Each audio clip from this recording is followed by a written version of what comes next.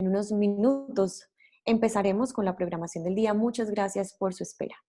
Buenos días para todos. Hoy es miércoles 1 de abril y nos encontramos en el segundo día de nuestro encuentro de vendedores inmobiliarios virtual. Muchas gracias a quienes nos acompañan en esta mañana lluviosa para seguir aprendiendo y fortaleciéndonos en la profesionalización. Desde la Lonja de Propiedad Raíz de Medellín y Antioquia les damos la más cordial bienvenida y nuevamente manifestamos nuestro más sincero agradecimiento por creer en nosotros y sumarse a esta iniciativa de no parar, sino renovarnos e innovar en nuestro sector y en nuestras prácticas. Con el fin de no interrumpir la presentación de hoy, les solicitamos por favor mantener sus micrófonos silenciados y adicionalmente los invitamos a verificar el funcionamiento de sus cámaras, ya sea porque quieran o no sumar su video a la conferencia. Vamos a hacer un ligero repaso por algunos detalles sobre la modalidad de nuestro evento.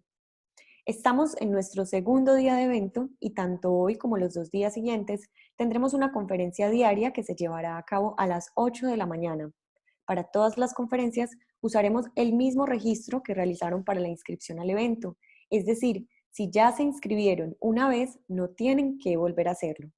Sin embargo, el enlace de acceso será uno diferente cada día. Estos enlaces con los que ustedes entran a la sala virtual serán enviados media hora antes de comenzar cada conferencia. Los enviamos al correo electrónico con el que ustedes se inscribieron. Les recordamos que este es un evento solo para afiliados, por lo cual les agradecemos por favor no difundir dicho enlace con otros contactos. Durante la conferencia, ustedes pueden realizar preguntas a través del módulo que encontrarán en la parte inferior de la ventana de la conferencia. Internamente, elegiremos 5 de esas preguntas para que el conferencista responda en vivo. Recuerden también que las memorias del evento serán enviadas a sus correos electrónicos una vez finalizado el ciclo de conferencias. Para ello, ustedes deberán diligenciar una encuesta que les llegará previamente de forma virtual. Como saben, este es nuestro primer evento virtual, así que su opinión será de gran ayuda para nosotros. Nuevamente, y antes de dar paso a nuestro conferencista de hoy, queremos invitarlos a ser parte de las más de 18,000 personas que hoy conforman nuestra comunidad virtual. Pueden encontrarnos en Facebook, Instagram, Twitter e interactuar con nosotros y con los contenidos que estaremos generando en torno a este evento. Usaremos los numerales Somos Lonja y No Paremos, Innovemos. Los invitamos a que ustedes también los usen para que allí queden consignadas sus publicaciones. Pueden encontrarnos en Facebook e Instagram como @lonjamedellín y en Twitter como Lonja de Medellín. Ahora sí, sin más preámbulos, vamos a dar paso a la conferencia Fondos de Inversión, una oportunidad para los corredores inmobiliarios. Estará a cargo del conferencista Diego Restrepo Izaza. Diego es abogado con especialización en Derecho Inmobiliario y maestría en Derecho. Se desempeñó como socio y gerente de A6 SA por más de 20 años, al igual que como director de ISBIMED entre los años 2012 y 2014. Fue consejero del alcalde de Medellín del 2014 al 2015 para la vivienda segura y director administrativo de Tigo Une. Actualmente, Diego es director de gestión inmobiliaria del Fondo Inmobiliario Colombia, fondo de capital privado administrado por Fiduciaria Bancolombia. Diego, muy buenos días y gracias por estar aquí con nosotros. Lina, buenos días. Espero que todos estén muy bien. Feliz día a todos los vendedores inmobiliarios, afiliados, gente del gremio, en el cual he venido compartiendo cerca de 25 años de gestión en el sector inmobiliario. Quiero ya como entrar en materia y empezar como la charla, que quiero dejarles un mensaje fuerte. Lina, si me permites compartir pantalla, porque no me estás dejando. Claro que sí, Diego. En este momento dejo de compartir pantalla para que puedas hacerlo. Bienvenido y adelante para que entonces empecemos con tu conferencia. Muchas gracias.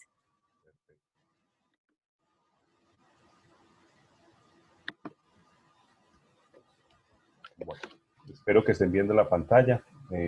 Cualquier cosa me cuentan por el chat y aquí estaremos para atender al final de la charla algunas inquietudes.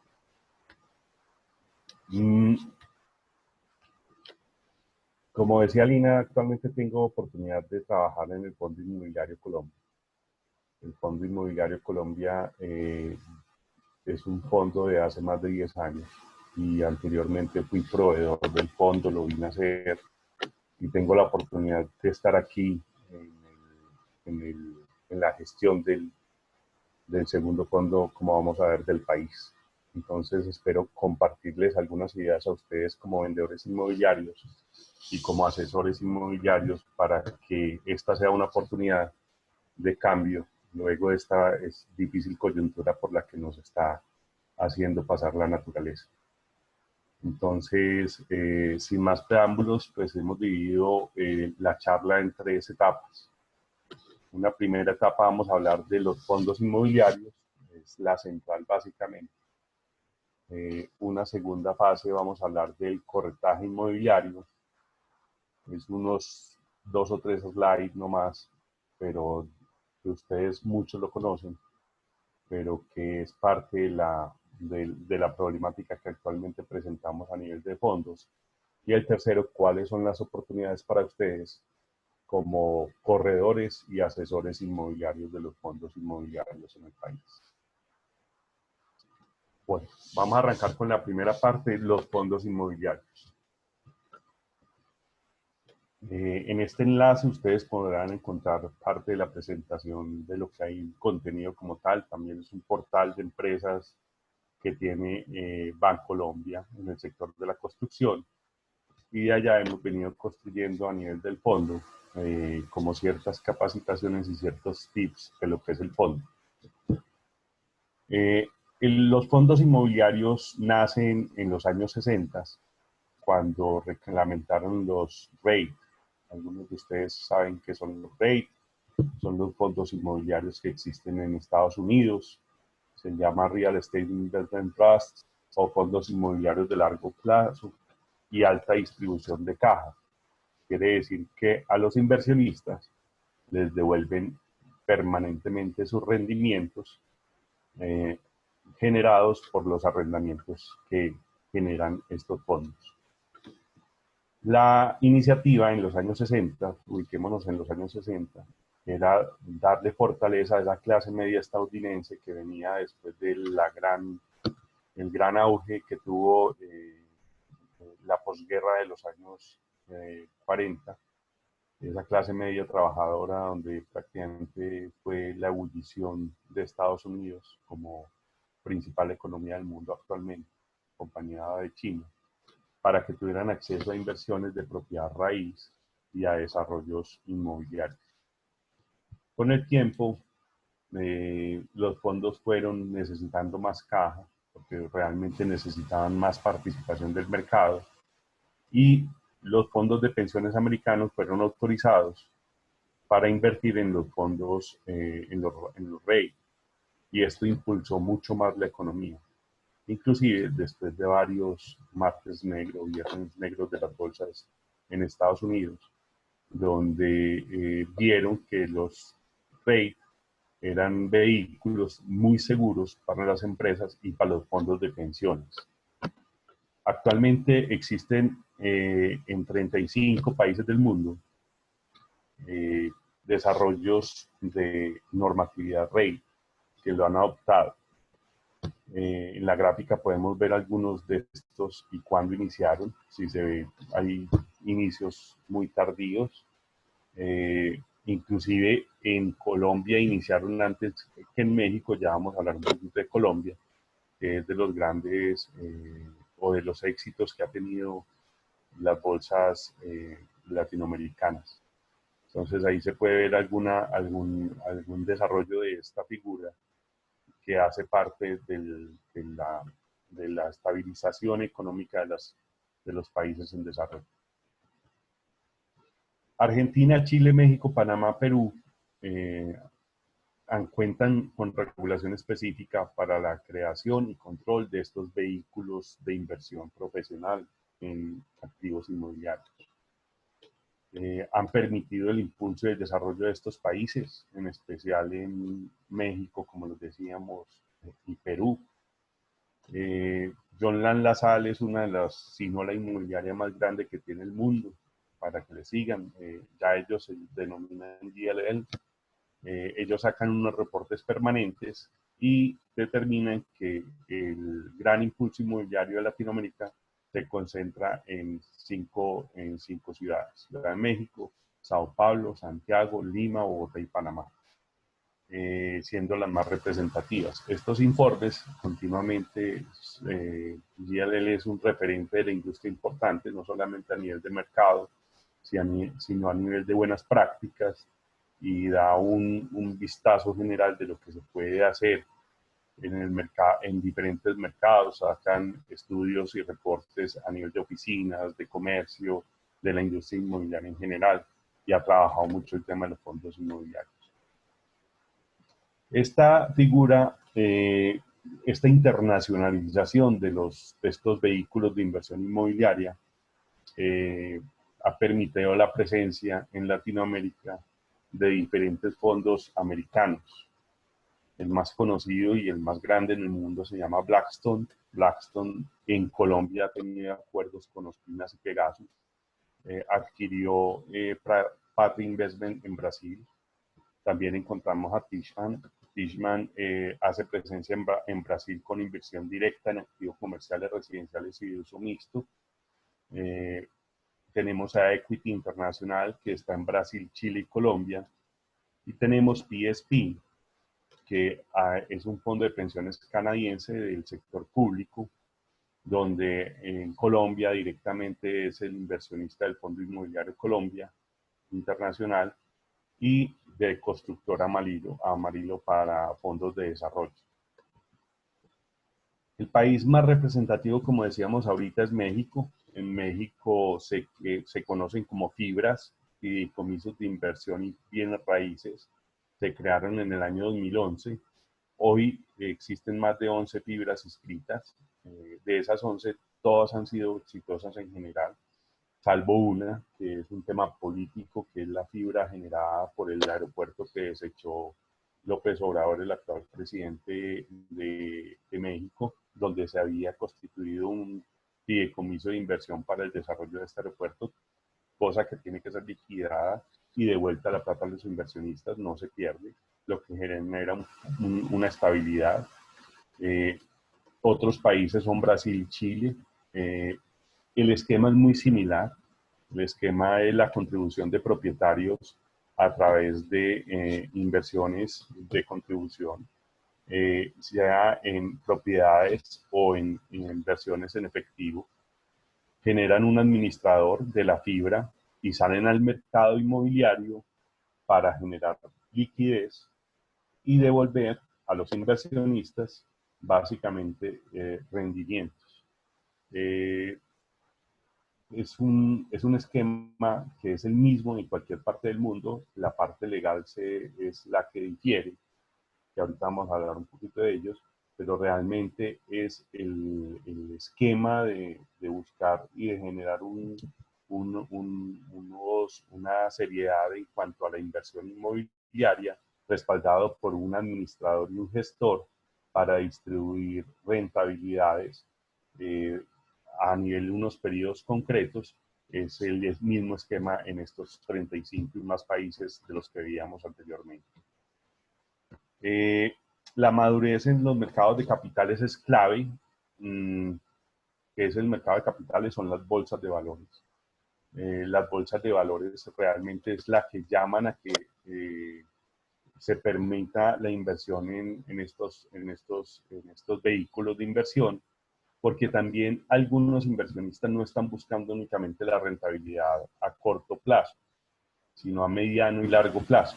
Y en la rentabilidad a mediano y largo plazo se requiere también la comercialización de esos derechos en los cuales está representada mi inversión en estos vehículos. Entonces, Nasdaq, como saben, pues la bolsa de valores de Nueva York es la principal en el mundo. Y en la medida en que cada bolsa sea madura, permita liquidez, encontramos un buen ambiente para la inversión en este tipo de figuras. Inclusive hoy, uno de los papeles más transados en la bolsa son los documentos generados de la inversión del patrimonio de estrategia inmobiliaria SPEI, que como vamos a ver más adelante, es el principal fondo inmobiliario del país. En Colombia es relativamente nueva comparada a otros países de la región. Sin embargo, el primer vehículo que es SPEI se creó en el 2007, fue estructurado como un PA, como un patrimonio autónomo con títulos participativos que hacen emisiones permanentes de desarrollos de inversión y de colocación de bonos. Ellos tienen dos formas de presentarse en el mercado público de valores. Una forma es con su transacción de su título y otra forma son con bonos, que como ustedes conocen son créditos que se hacen a estos vehículos para reemplazar créditos bancarios de corto y mediano plazo por unos créditos con inversionistas a más largo plazo y con unas rentabilidades específicas. Entonces, estos vehículos tienen esa posibilidad de ir al mercado de valores con estas dos formas de inversión. Poco después se crearon otros fondos inmobiliarios utilizando la figura de capital privados, fondos de capital privado. Posteriormente se conocen los FISIs, que son los fondos de inversión colectiva inmobiliaria. Se dividieron de los fondos de capital privado por una figura del gestor inmobiliario, que ya vamos a hablar un poquito de qué tipos de gestores hay, cómo son la gestoría de estos fondos de inversión colectiva. Uno empieza como a generar ciertas inquietudes y ciertas dudas en el mercado, porque por ejemplo, pues ya un tema muy particular, pero que vale decir, el año anterior se lanzó un FISI entre Sura y Bancolombia, que muchos de ustedes conocieron y preguntaron como tal, preguntando si era el mismo FIC, el Fondo Inmobiliario Colombia. No, son dos vehículos diferentes. Unos son los fondos de capital privado, otros son FISIs, que permanentemente se hacen en el mercado para el desarrollo de inversión con el mismo objetivo. Son fondos de inversión en el sector inmobiliario para buscar que los inversionistas pequeños puedan acceder a las rentas inmobiliarias. Y hay las dos figuras. O puede ser un fondo de capital privado o un fondo de inversión colectiva inmobiliario, con una regulación independiente pero similar, todas vigiladas por la Superintendencia Financiera. Es un punto muy importante, tal vez omití alguna presentación de esto, pero todos estos fondos inmobiliarios a nivel de Colombia son regulados por la Superintendencia Financiera, lo que da una tranquilidad al inversionista y una necesidad adicional a nosotros como gestores, a ustedes como participantes en la gestión, de que toda la información que se realice debe ser transparente y clara. Cuando un activo, y es un parte de lo que vamos a hablar más adelante, es adquirido por un fondo inmobiliario, toda la transacción es totalmente transparente. Inclusive, en Estados Unidos, uno puede consultar el precio de adquisición del inmueble, comparar las tasas, comparar los cap rate que generan cada uno de los inmuebles, sin ningún problema de saber que esta transacción fue entre X y Y persona. Eso le da solidez al mercado, le da tranquilidad al inversionista y da una figura de transparencia total. En Colombia, entonces, conviven estos dos tipos de vehículos jurídicos, algunos de los cuales van a bolsa, otros no. Una cosa es estar inscrito en la bolsa, caso en el Fondo Inmobiliario Colombia, pero no transar en bolsa. El Fondo Inmobiliario Colombia no transa sus acciones aún, sus títulos en la bolsa. Digamos que es un fondo cerrado, los fondos pueden ser abiertos o cerrados, porque no ha permitido aún la transacción de sus títulos en la bolsa, por cuanto los inversionistas decidieron que hay un derecho de preferencia, llamémoslo así, y no hay una transacción aún de esos títulos, porque consideran que todavía no está el fondo preparado para salir a transar en los mismos. A pesar de 10 años, el negocio de los fondos inmobiliarios todavía está en proceso de maduración, como vamos a ver. ¿Por qué está en proceso de maduración? Primero, por prácticas internacionales de evaluación de inversiones y gestión de activos, donde se incorporan permanentemente estas prácticas. Por ejemplo, nosotros para adquirir un inmueble tenemos que hacer un proceso de due diligence, donde inclusive nuestros inversionistas internacionales nos piden información fidedigna de que a cada activo se le hizo ese proceso de due diligence o de debida diligencia para adquirir ese tipo de inmuebles. Y la otra es la evaluación de la inversión. A nivel de avalúos, nosotros no utilizamos metodologías tradicionales, sino utilizamos metodologías de generadores de renta. Para nosotros, y lo vamos a decir 2 o 3 veces en la charla, un activo no vale por lo que dice el mercado, sino por lo que produce el activo. Si bien se tienen en cuenta comparativos de mercado, sobre todo a nivel de renta, lo más importante es cuánto produce el activo para saber cuánto vale ese activo. Metodologías que hoy incluso algunos evaluadores se niegan a incorporar en procesos de avalúos de algunos inmuebles. 2, ¿por qué? Porque el objetivo es capturar unos flujos de capitales no solamente locales, sino internacionales. Nuestro objetivo es que el inversionista vaya constantemente invirtiendo en el fondo para así generar un crecimiento de su portafolio, un crecimiento que le permitirá a futuro mayor crecimiento. Esto es como una bola de nieve, un concepto de bola de nieve. Arranca pequeño y va creciendo y creciendo y creciendo, y prácticamente, como en el caso del PEI, los crecimientos son exponenciales. Se espera que el sector continúe creciendo, tanto a través de los fondos ya existentes, creación de nuevos fondos e integración ahora de nuevos fondos. Como hemos visto, recientemente hubo la integración de 2 fondos, un fondo de BTG Pactual y otro fondo de otro fondo también, como vamos a ver más adelante, que se integraron a finales del año pasado, la última semana del año, donde permitieron crecer absolutamente más su portafolio. Y constantemente uno recibe invitaciones para estudiar otros fondos en general. Buscando que, como todos saben, este es un negocio cíclico. Y en la medida en que un ciclo a la baja nos coja bien apalancados, como es el actual que se está viviendo, son oportunidades de crecimiento a nivel de vacancias y de estructuración como tal. Porque cuando baja el mercado de oficinas, sube el mercado de bodegas, o sube el mercado de vivienda, baja el mercado de centros comerciales. Entonces, lo que se busca estos fondos es tener inversiones en diferentes tipos de activos que permitan que el sector, que su inversión no esté consolidada en un solo tipo de activos, sino que el inversionista que el inversionista vea en el fondo un catalizador de la inversión en ciclos económicos a la baja. Y cuando un ciclo económico a la baja está en un cierto sector, el otro le ayuda a resguardar su inversión. Hay 2 tipos de fondos inmobiliarios principalmente.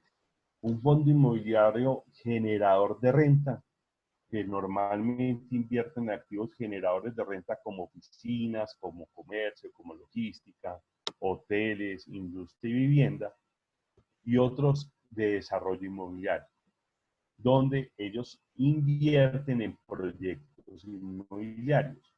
Uno cree que los fondos son exclusivamente generadores de renta. No, hay muchos fondos y son los que menos se conocen, pero son los más activos en aquellos que invierten y apalancan desarrollos constructivos para desarrollar inmuebles, sea para renta o estabilizados, donde hay fondos que le venden a otros fondos sus productos, sus desarrollos, o inmuebles para la venta en el corto plazo. Los mismos fondos invierten en desarrollos inmobiliarios y participan en el sector buscando la comercialización de los activos. O fondos que se dedican a ciertos activos. Por ejemplo, hay fondos que se dedican a la actividad hotelera, desarrollan su hotel, desarrollan su operación y llaman a un fondo de generador de renta a venderle el hotel desarrollado por ellos. Y lo mismo pasa en vivienda en renta, donde después de madurar el negocio y estabilizarlo, llaman a un fondo generador de renta a decir, le vendo este proyecto ya estabilizado, 2, 3, hasta 7 años para lograr una consolidación de y arrancar otro nuevo ciclo para su inversionista. Y tenemos los fondos de centros comerciales. Estos fondos normalmente, si no están en bolsa, son cerrados, porque son activos de riesgo que son generadores de renta a corto plazo y que obviamente, como son de alto riesgo, se controla mucho por las superintendencias la gestión de estos fondos. Los fondos inmobiliarios entonces son una alternativa de inversión que dinamizan e impulsan el crecimiento de la economía, permitiendo que diferentes inversionistas, profesionales y no profesionales, o sea, aquí puede invertir una señora o un señor que ya tenga unos dineros o unos recursos específicos que no conoce nada del sector inmobiliario y le permite acceder a la renta inmobiliaria. Que no tendrían acceso de forma diferente, ya sea por su monto de inversión, pueden ir a hacer inversiones desde 5, 10 millones de pesos, o porque son muy especializadas en la inversión y no conocen cómo se puede estructurar para gestionar un portafolio en debida forma. Y es importante que esto permite una democratización de la inversión inmobiliaria, porque permite diversificar la inversión en inversionistas de 5 o 10 millones de pesos que pueden acceder a este tipo de inversiones sin necesidad de decir, yo en 3 o 4 años me tengo que endeudar para un apartamento. O sea, estos fondos permiten eso. Por ejemplo, el PEI. El PEI constantemente sale al mercado, eso nos permite acceder a su información, esta información en el año 2018, y cómo era la estructura de inversionistas del PEI. El fondo de pensiones, 58%. Aseguradoras y sociedades de capitalización, el 12%. Otras instituciones, socios iniciales del PEI, 6%. Personas jurídicas, o sea, empresas que pueden acceder a estos fondos, 12%. Y personas naturales, el 12%. Como se ve, cada vez es más estos fondos como mecanismo para democratizar la inversión, no solamente con fondos de pensiones, con aseguradoras, con bancos, con otro tipo de instituciones, sino también con la señora o el señor ciudadanos común y corriente que quieren tener sus recursos bien asegurados en ladrillos. ¿Listo? Y esa composición es la que permite democratizar la propiedad.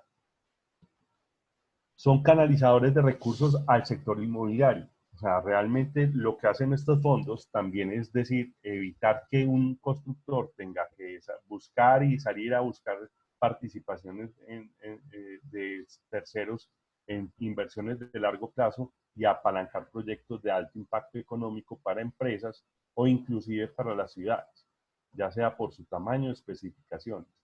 Actúan como inversionistas calificados en los procesos de desarrollo, algunos como el TIC.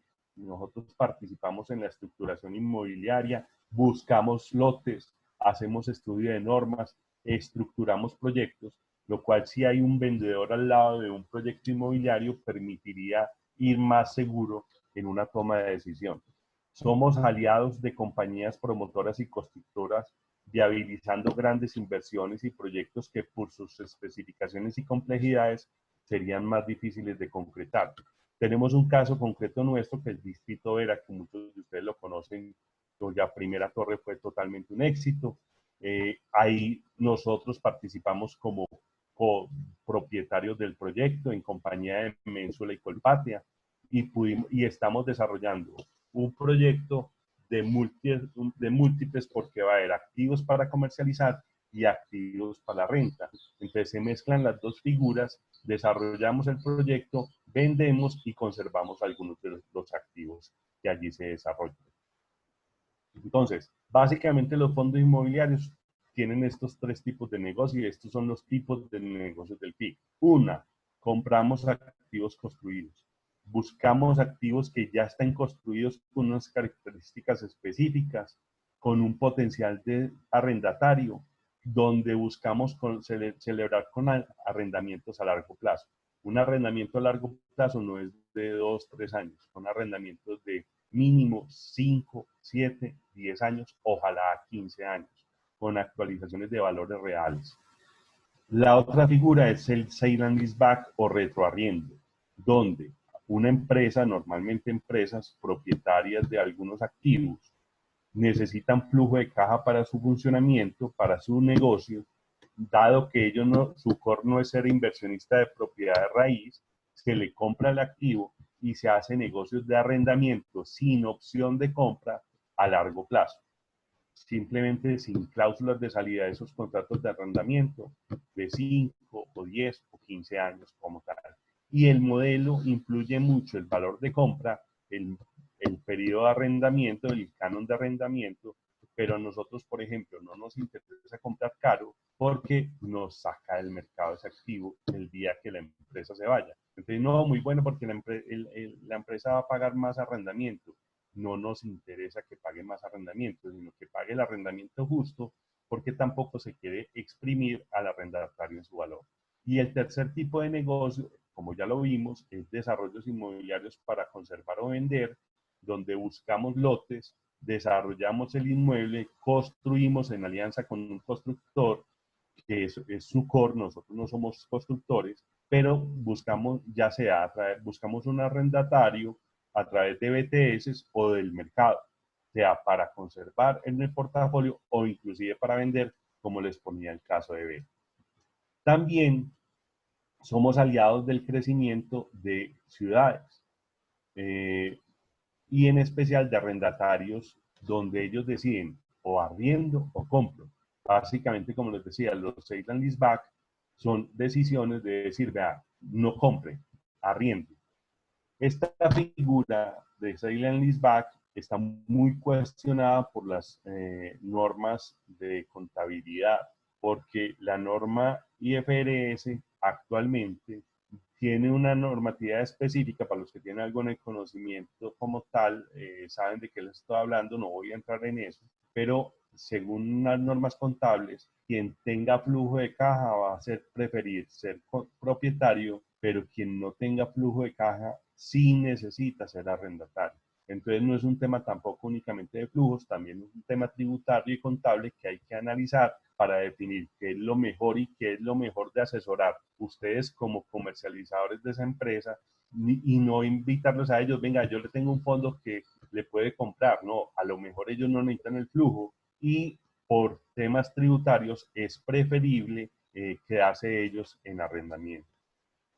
Somos aliados importantes de las ciudades. O sea, ¿por qué los fondos se convierten en gestores de ciudad?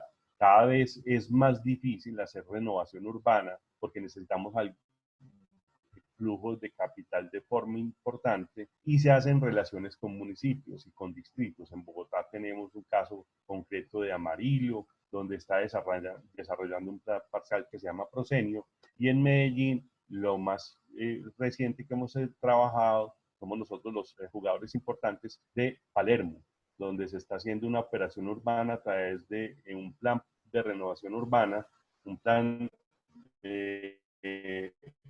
una operación urbana especial con toda la normatividad específica para buscar que el Colegio Palermo se vuelva un foco especial de desarrollo, de cuidado y de reconstrucción, llamémoslo así, de lo que está pasando en el Parque Lleras. Entonces, nosotros presentamos, la historia es muy simple, el colegio se compró, se participa en el desarrollo, se presentó una licencia, se participó en el desarrollo, se pidieron las observaciones a planeación de esa plusvalía que se estaba pagando y cuando planeación en la administración municipal anterior vio todo el proyecto que era, dijo, nosotros no podemos dejar pasar esta oportunidad para que renovemos urbanísticamente el Parque Lleras. Y se sacó una normatividad específica para que los propietarios de los predios colindantes, ya sin la participación del FIC, puedan desarrollar proyectos de renovación urbana y el colegio se pueda desarrollar automáticamente, pero permita la renovación del Parque Lleras y buscar la mejoría de la zona rosa de Medellín, pero de forma independiente de lo que está pasando allá. Entonces, una cosa es el Colegio Palermo y otro son un proyecto de renovación urbana adicional, donde son dos proyectos completamente diferentes, pero este es un ejemplo de cómo los fondos inmobiliarios participan en los procesos de renovación de ciudad y parte de lo que se quiera hacer. ¿Cómo es la estructura de gobierno de los fondos inmobiliarios? Voy a explicar la estructura de gobierno del FIC, que es muy similar a la estructura de gobierno de todos los fondos de capital privado. Tenemos unos inversionistas, en el caso del FIC, son el Grupo Bancolombia, TSP y Segurosura. Ellos conforman la asamblea de inversionistas. Esa asamblea de inversionistas decidió conformar el Fondo Inmobiliario Colombia y llamaron un gestor. El gestor es la fiduciaria Bancolombia. En el caso del FEI, tiene una empresa gestora que se llama FEI, tiene los activos en unas fiducias, pero el gestor es otra empresa. Entonces, pueden ser sociedades directas o sociedades terceras como tal. En el caso de los FICIs, tienen que ser sociedades vigiladas por la Superintendencia Financiera, no puede ser cualquier empresa particular. Hay una comité de inversiones que, llamémoslo entre comillas, es la junta directiva, pero se llama comité de inversiones a través de los fondos de capital privado, donde ellos permanentemente, a través de miembros directos de los inversionistas y representantes independientes, definen los política de inversión, autorizan la valorización, autorizan la distribución de las rentabilidades a los inversionistas, y hay un comité de vigilancia que es una veeduría, es un controller, que también lo nombran los inversionistas para vigilar toda la operación, tanto del gestor como del comité de inversiones. Y todo el equipo, en el caso del fondo inmobiliario es un presidente y unos directores a su vez que tienen áreas independientes que cada uno trabaja. Tenemos unas áreas de soporte jurídica y financiera y unas áreas de inversiones que es como nuestro lazo comercial. Un área de desarrollo, como les decíamos, nosotros tenemos una gestión de desarrollo independiente y la gestión inmobiliaria que es transversal a todo el negocio. Estos son los fondos inmobiliarios que hay en Colombia. El PEI, esto es un cierre del 2019, el PEI es su evolución, como se ve, esto es una bola de nieve en la medida en que va creciendo, creciendo y es exponencial. En el año 2017 eran 4.6 billones de pesos, en el año 2019 cerró con 6.1 billones de pesos y 971.000 metros cuadrados de gestión. Siguen en una segunda línea el FIC y Pactia. Pactia es de Conconcreto y el grupo Argos, lo que era Citum, ellos se consolidaron en un fondo que es Pactia, muy conocido en la ciudad, que genera básicamente el proceso de gestión. Después viene Terranum. Terranum es como es el cuarto en la lista, y después viene Viva, que Viva ya se mete, hace parte de los recursos del PIC de estos 3.8, hacen parte de los 2.4 que hay en Viva, a través de todo el portafolio de los Viva. Son cerca de 19 centros comerciales en el país, siendo el desarrollador más importante y operador de centros comerciales que tiene el país. Viene después Credit Corp Capital, que es 1.9. Credit Corp adquirió parte de Conecta en Bogotá. Inberlin y Rentas Inmobiliarios fueron los que se fusionaron. Ellos se fusionaron en la última semana del mes del año, la última semana, perdón, del año anterior, y crearon Bitum, creo que es la cosa, creo que se llama así, Bitum. Después viene Corredores de la Vivienda y All Mutual, que era Scandia anteriormente. Cada uno con su GLA. GLA es una cifra importante que se tiene a nivel de fondos, como tal, que es el gross lease area, que es el área bruta que se tiene para alquilar, donde uno mide, importante, esta área, el otro KPI o indicador que se maneja son los activos administradores, y el otro es el tema de vacancias. En el tema de vacancias, por ejemplo, del PIC, hoy actualmente está cerca del 1%. de ese GLA. En algunos se llega hasta el 10, 12%, pero normalmente, según los estudios que se han realizado, un nivel de vacancia de los fondos sano es cerca del 7%. No es malo tener mucha vacancia y es malo también tener poquita vacancia. Entonces, ya pasando a la segunda parte de la charla, vamos a hablar del corretaje inmobiliario, dos slides, y como les digo, más adelante vienen las preguntas y estamos abiertos como tal. Ya terminamos la primera parte de qué son los fondos inmobiliarios en Colombia, hicimos un repaso general. No discutimos la jurisprudencia que dice lo siguiente. Constantemente la jurisprudencia ha determinado que si la labor del intermediario se agota con el simple hecho material de acercar a los interesados en la negociación. A nivel jurisprudencial y normativo, digamos, para nosotros es claro que no se exige ningún requisito adicional, sino simplemente presentar las partes y ya con eso adquiere un derecho a la remuneración cuando los terceros concluyen el contrato, porque excusan también de que el corredor no tiene por qué involucrarse en la gestión del corredor inmobiliario.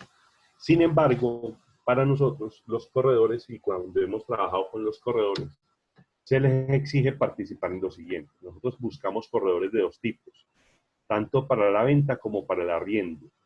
Y en la venta tenemos unas actividades definidas y con cada uno de ellos buscamos suscribir un contrato de arrendamiento. Hemos cometido errores en el pasado que se vienen corrigiendo y buscamos que el arrendador, que el intermediario, ese corredor, tanto de la venta como del arriendo, participe en todo el proceso y que no se quede únicamente con el contacto inicial, sino que acompañe el cierre de la negociación, administre la venta, documentación, procesos, hay un proceso largo de SARLAB, de investigación del estudio de títulos, del due diligence inmobiliario como tal, que eso es prácticamente otra conferencia completamente, contar qué es un due diligence inmobiliario. Viene después todo el proceso de escrituración, registro y pago de la totalidad del inmueble. Ya la entrega del inmueble, también el corredor pedimos que nos acompañen en la entrega del inmueble. Y en arriendo, además del cierre de la negociación, también tramitar todo el contrato de arrendamiento y la entrega del inmueble. Y así es como se remunera la gestión.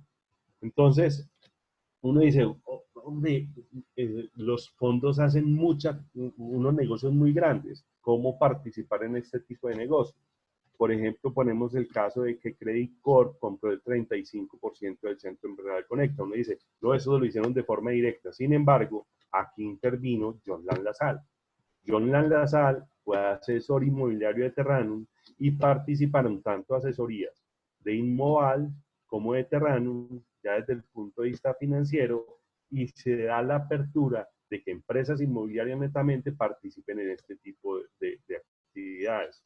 Nosotros los fondos buscamos inmobiliarias grandes, asesores grandes que nos acompañan para transacciones particulares o generales de ciertos portafolios, tanto para la venta como para la compra. Y ahí pueden participar a través del desarrollo diferentes tipos de gestores. ¿Por qué? Porque hay que conocer también los fondos. Voy a poner cómo es la composición del portafolio del FIC. Esos 3.8 billones que hablábamos anteriormente. Tenemos una participación en Vida Mall del 31%, tenemos una tipología de oficinas del 33%, en locales tenemos el 12.5%, a nivel de casi todo el país. Estamos, si ustedes ven la gráfica en la mitad, de estos locales prácticamente están en 10.7% de las ciudades del país, en Bogotá en el 34%, Medellín 37%, pero me devuelvo. En salud tenemos el 7%, tenemos 2 clínicas, tenemos lotes para desarrollo, tenemos centros especializados y no solamente de ciertos tipos de inquilinos. Entonces, si el corredor inmobiliario de una ciudad no puede participar en otra ciudad porque no conoce la ciudad, entonces también se abre la oportunidad de trabajar con corredores en diferentes ciudades del país. Nuestro foco está dirigido en Bogotá, Medellín, Barranquilla, Cali, Cartagena y Santa Marta, pero aún así, por ejemplo, ahorita vamos a ver, estamos desarrollando un centro de distribución en Ibagué o un centro de distribución en Bucaramanga para ciertos inquilinos. Nosotros necesitamos aliados inmobiliarios que conozcan la ciudad para nosotros hacer el verdadero due diligence de eso. Y tenemos ya la composición del portafolio generador de renta según la estabilización y negocios, en conociendo unas figuras que utilizan los fondos de Core, Core Plus, que son las inversiones más seguras, value added cuando son inversiones buenas pero no tenemos ingresos fijos y definidos, y opportunistic cuando son de desarrollo. Entonces, nosotros participamos en todo el proceso y los fondos, hay que conocer qué tipos de fondos hay para conocer cuál es su tipología, cuál es su ubicación y cuál es la composición del portafolio para saber qué le voy a ofrecer yo en esa asesoría como tal. Activos que tenemos: Viva Envigado, Viva Barranquilla, dentro del portafolio como tal. Tenemos el edificio San Martín, que fue hasta finales de este año y principios del otro era la sede principal del banco en Bogotá. Tenemos un desarrollo 100% para renta, que se llama el edificio Central Point, que queda en la 26 con Boyacá en Bogotá. Tenemos el Centro Empresarial Colpatria en Bogotá también en la 26 en la 127 con la autopista, para los que conocen Bogotá, es donde quedaba Bavaria en la 127. La Clínica Iberoamérica en Barranquilla es una de las clínicas más modernas del país, cuyo inquilino es Colsanitas. En el Centro Empresarial Sarmiento Angulo tenemos varios metros cuadrados de forma importante para renta para diferentes empresas.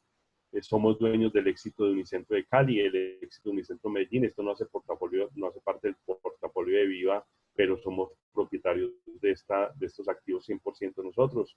Tenemos un edificio nuevo que se inauguró, que se está en este momento en proceso de adecuación en la 92 con 11 en Bogotá. Casi 11.000 metros cuadrados alquilados ya en su totalidad.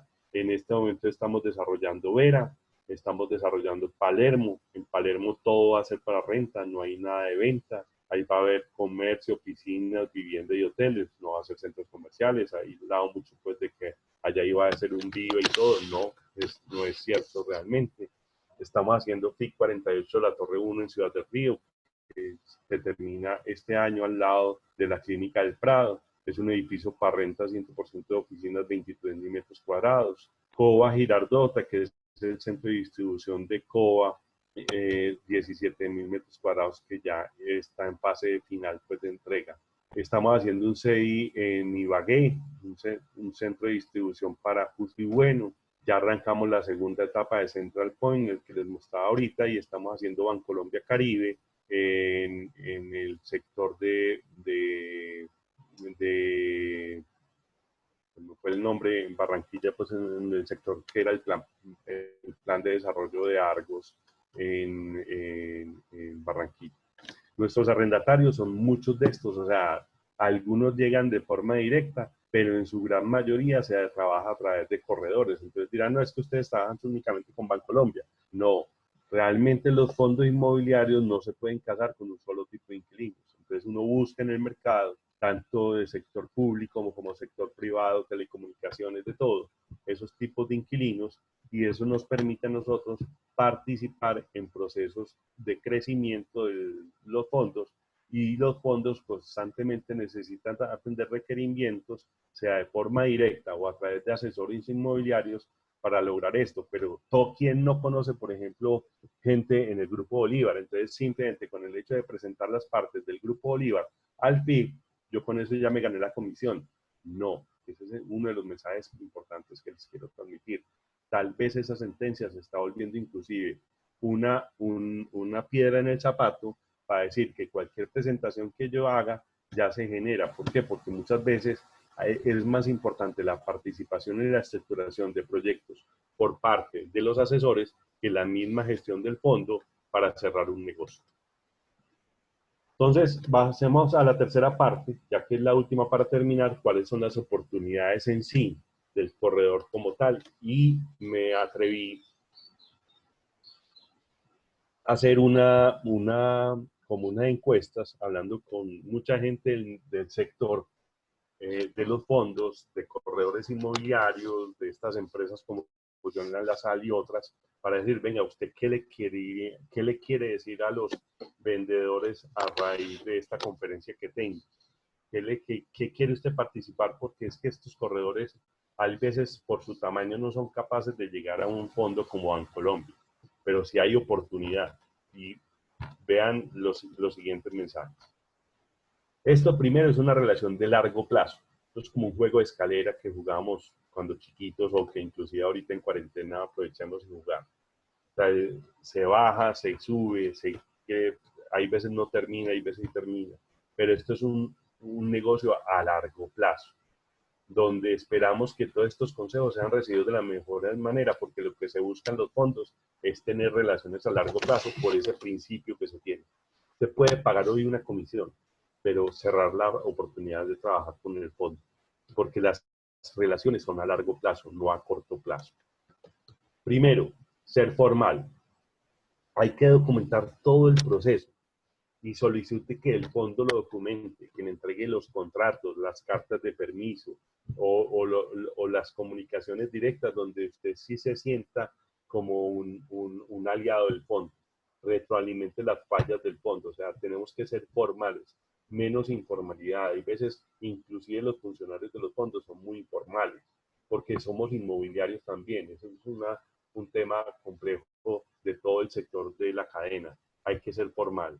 Dos, los tiempos.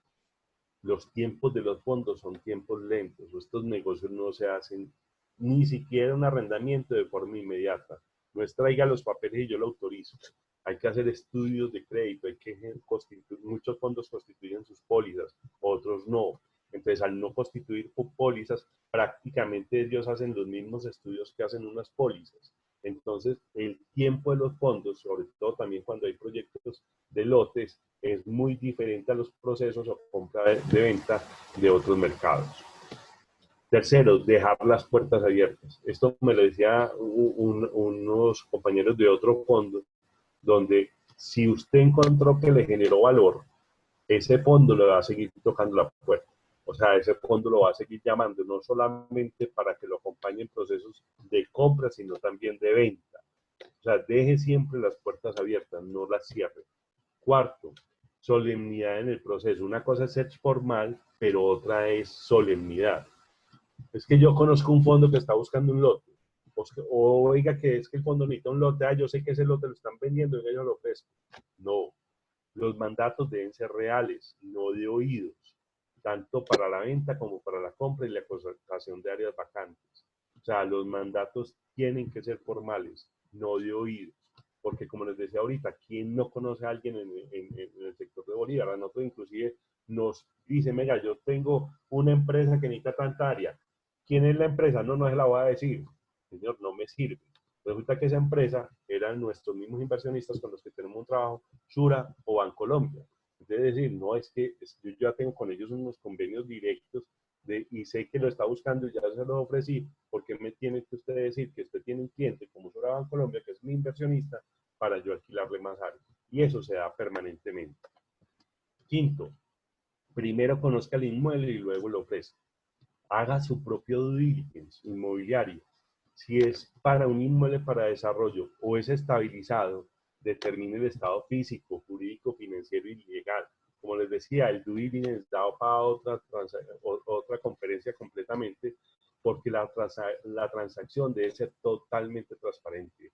O sea, aquí un negocio, un lote del año pasado, por ejemplo, pequeño, un lote de eran 1.200 metros cuadrados que estábamos comprando en Cartagena, se nos demoró un año la transacción. No solamente por el tema de, se cerró el negocio en 2 meses. La transacción duró aproximadamente 10 meses por todo el tema de complejidad de la ley de financiamiento, de todo el tema que salió, pero adicionalmente por los problemas que se conllevaba, cuál era la mejor para ambas partes.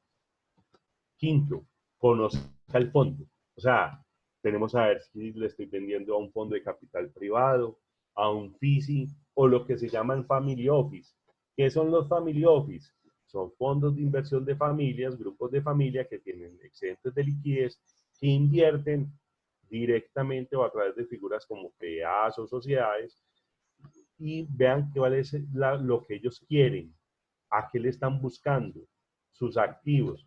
Hombre, es que yo sé que a Bancolombia le interesa todas las oficinitas que hay de locales en esto. No, conozca y ofrezca realmente lo que la gente quiere, no lo que normalmente el fondo no quiere, pues como tal. Séptimo, ética, ética, ética. Trabajar, trabajar, trabajar, pero con ética, ética y ética. No sea juez y parte.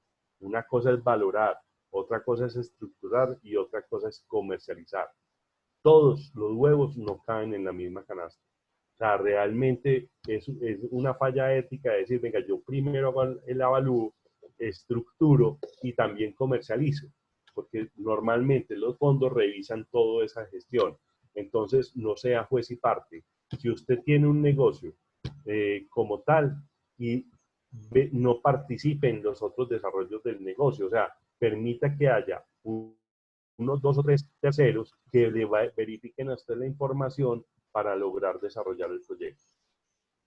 Ya habíamos hablado, solo ofrezca si tiene el mandato, no de oídas y ojalá contrato en mano. Declare los conflictos de interés, no niegue, declare la realidad. O sea, uno puede tener conflictos de interés permanentes, declárelos. O sea, simplemente diga, yo conozco a Pulotín en su empresa. Entonces, uno ya sabe internamente cómo manejar ese conflicto de interés y uno tiene un gobierno corporativo que le permite a uno cómo manejar ese conflicto de interés entre unos y otros. Tendencias. Estudie, actualícese. La tendencia actualmente, por ejemplo, no es ofrecer metros cuadrados, sino servicios inmobiliarios. Inclusive eso llegó ya a los fondos inmobiliarios. La vivienda en renta es un ejemplo. Los coworking es otro ejemplo. La hotelería es otro ejemplo. Uno cuando está hablando de vivienda en renta, que ya han dado varias conferencias en diferentes sectores, pero uno sabe que tiene un sinnúmero de proyectos de vivienda en renta. A mí constantemente, inclusive otros fondos me han pedido por la experiencia que cogí en el IPIME y después seguí estudiando el tema de vivienda en renta a qué nivel del fondo. Vivienda en renta es un mundo y una cosa es co-living, otra cosa es vivienda en renta, housing, housing por renta para familias de estrato medio, otra es vivienda en renta para estrato alto, otra es vivienda estudiantil en renta, otro es vivienda en renta para adulto mayor. O sea, hay un montón de figuras de vivienda en renta donde los inversionistas saben para dónde vamos. Es que yo tengo un proyecto de vivienda en renta muy bueno en esto, venga, yo se lo desmenuzo y analicémoslo, a ver si es viable o no es viable jurídicamente y si puede ser interés del fondo o no. Un tema simple, de multifamily no funciona si son menos de 400 camas. Entonces, una vivienda en renta no funciona estructurada a nivel de vivienda en renta multifamily si no son, si no son más de 400 camas. No estamos hablando ni de apartamentos, camas, porque es lo que se mide en vivienda en renta. Entonces, eso no es que tenga un edificio de 100 apartamentos vivienda en renta. Eso ya se llama otro tema de vivienda. Ya no es multifamily for rent, sino que es vivienda en renta tradicional a través de apartamentos de vivienda en renta, que también puede ser otro tipo de negocios. Pero técnicamente eso no es lo que se llama multifamily por renta.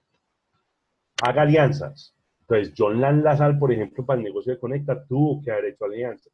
Entonces, estas grandes firmas internacionales no conocen todo Colombia, no tienen una oficina grande en Colombia, necesitan aliados. Esos aliados, ellos también necesitan de la mano, porque ellos adicionalmente de que venden, también buscan colocar, también buscan para inquilinos internacionales. Entonces, ellos tienen convenios con un IBM, con un Oracle, donde a través de ciertas, les dicen necesito 2.000 metros cuadrados por 2 años. Entonces, porque me salió este proyecto en Colombia. Entonces, Tata directamente no toca la puerta de Bancolombia, sino que la toca a través de estos inmobiliarios. Y estos inmobiliarios a lo mejor no tienen una oficina en Río Negro y buscan un aliado, un vendedor inmobiliario en Río Negro que le permita conocer el mercado. Entonces, no renuncia a las alianzas. La alianza no quiere decir cásese, pero seguro lo va a seguir buscando estas empresas grandes para crear mercado y ser un aliado permanente de ellos. Dos, estructura el negocio. O sea, un inmueble para el fondo, no, como les decía, no vale lo que dice el mercado, sino lo que produzca. Usted tiene que conocer la metodología de valorización de cada inmueble, cómo gestionan los fondos ese valor de cada inmueble. Nosotros tenemos que hacerle avalúo anual a nuestros activos.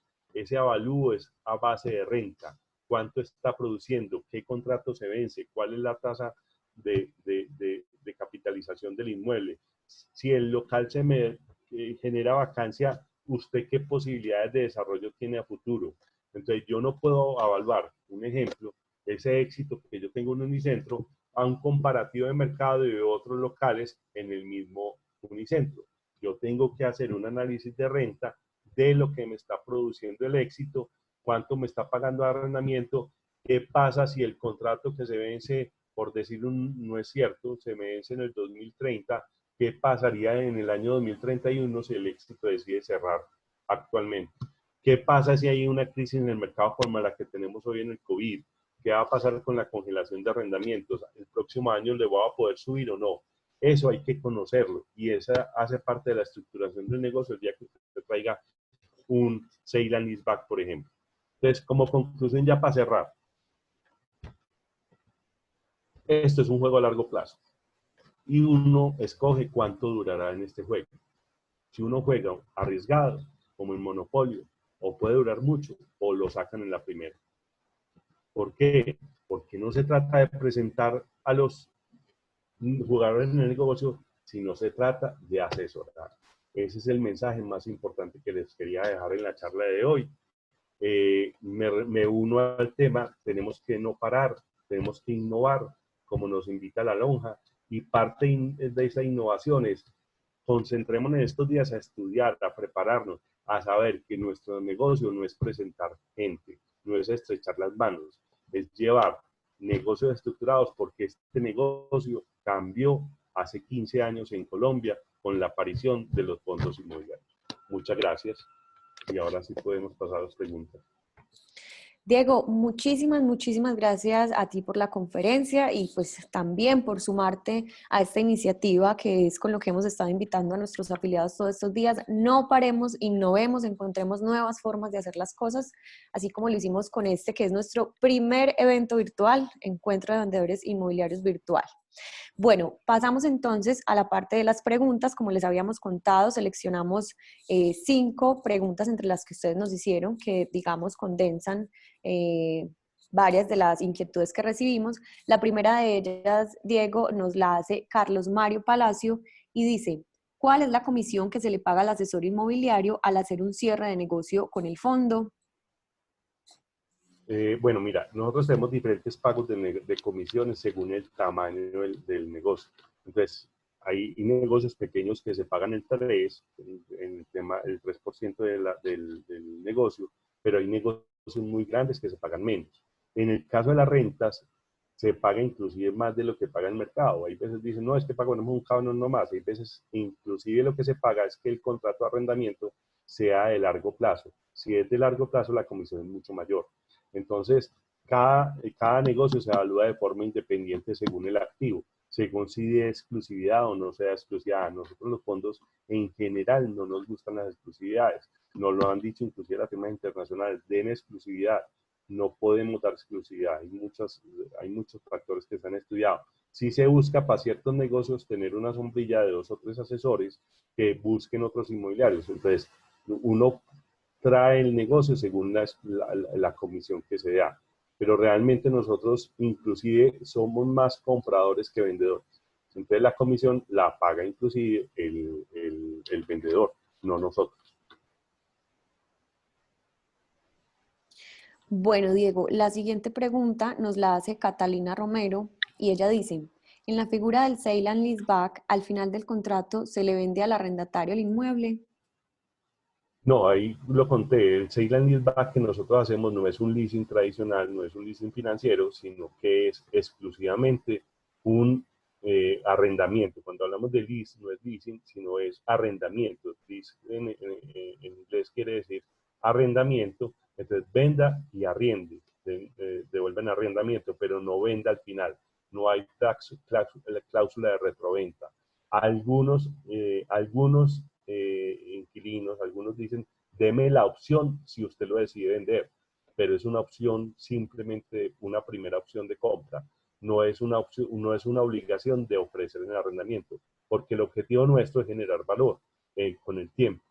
Hay veces se compran bodegas pensando en la renovación urbana del sector, entonces a nosotros no nos interesa decir, venga, yo le financié a usted cuando estaba mal y le tengo que vender para que usted se gane un desarrollo inmobiliario futuro. No, no funciona así.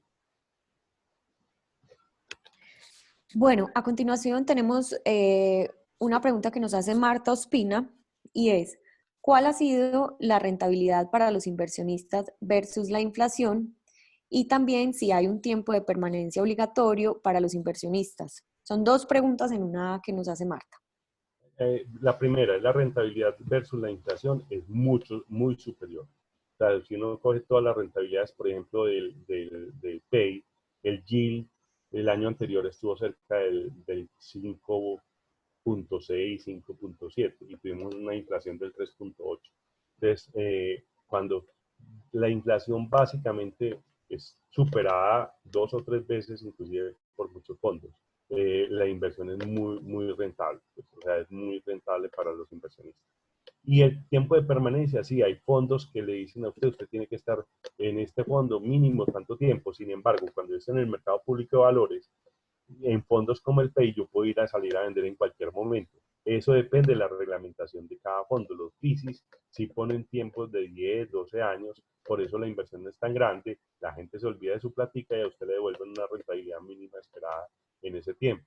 Cada colocación de su inversión tiene un reglamento específico de ese tiempo de permanencia obligatorio, pero si está en bolsa, yo lo puedo salir al otro día porque es libremente transable.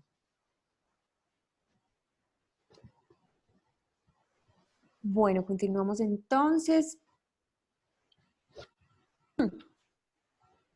Estamos recibiendo varias preguntas en este momento. La siguiente es de Diego Ríos. Diego dice, muy buenos días. ¿Por qué medio nos podemos enterar de las solicitudes o búsquedas de proyectos, lotes o inmuebles que esté buscando el fondo?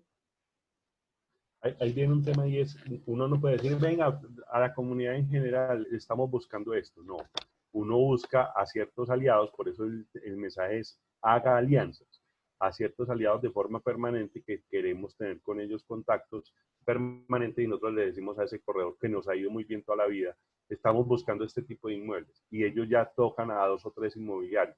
Pero realmente uno no puede tener una página de internet diciendo se busca este tipo de inmueble para el fondo. No, hay que conocer la tipología de fondos, estar permanentemente actualizado en qué tipo de fondos hay, para decir, este lote le puede interesar a este fondo.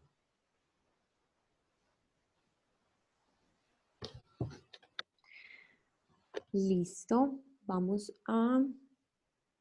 Eso se une, eso se une con la Ah, pregunta que sigue. A veces lo que dicen que a veces, Catalina dice, a veces los fondos son muy herméticos y no permiten nuevos asesores. Eso no es cierto. Listo. Todo depende, es el fondo y el cliente. Por ejemplo, en el caso nuestro, si nosotros tenemos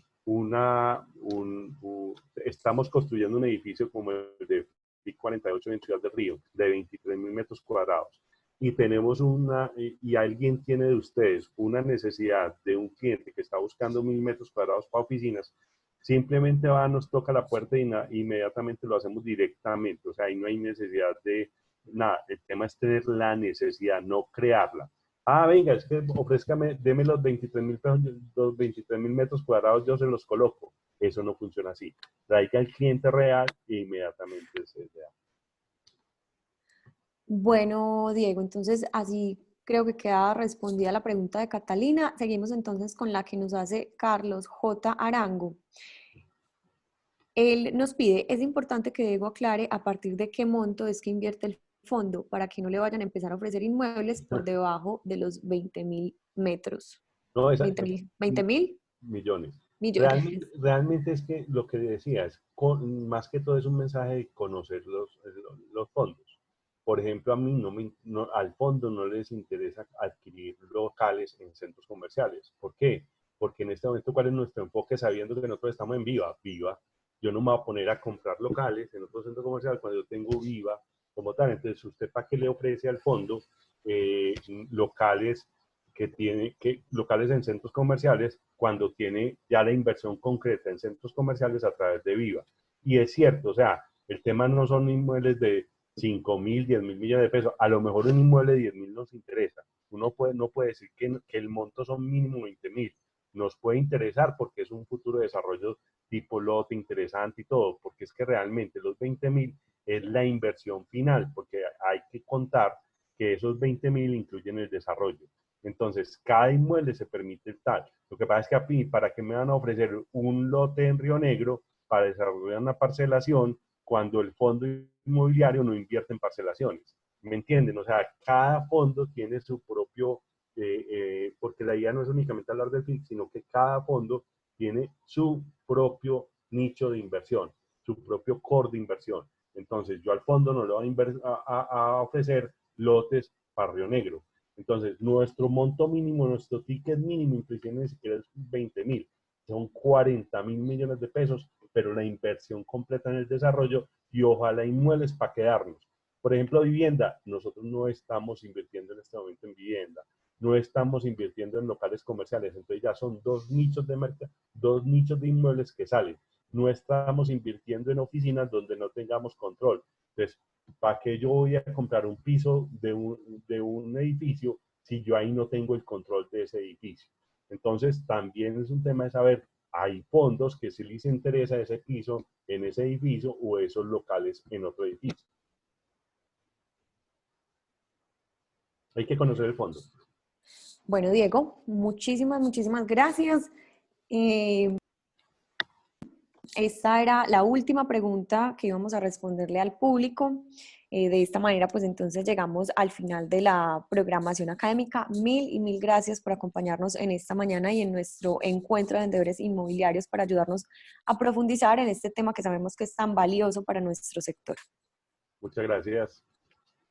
Bueno, y a todas las personas que nos acompañan, gracias también por estar ahí con nosotros.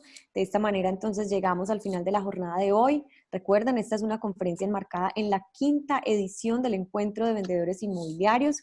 Quien nos estuvo acompañando hoy fue Diego Restrepo Izaza. Y pues los invitamos a estar muy atentos a nuestras redes sociales, en donde encontrarán los momentos más importantes de la conferencia de hoy y otros contenidos que estaremos generando para responder en lo posible a las demás preguntas que no pudieron ser respondidas en vivo. Agradecemos a ustedes por acompañarnos. Tuvimos a más de 350 personas con nosotros en este día y esperamos que nos acompañen también en las 2 jornadas restantes. Mañana continuamos con nuestro encuentro con la conferencia Comportamiento del Mercado, que será presentada por Jorge Enrique Agudelo Torres. Los esperamos entonces de nuevo y que tengan un feliz día. Recuerden, en medio de esta contingencia, no paremos, innovemos. Feliz día, hasta pronto.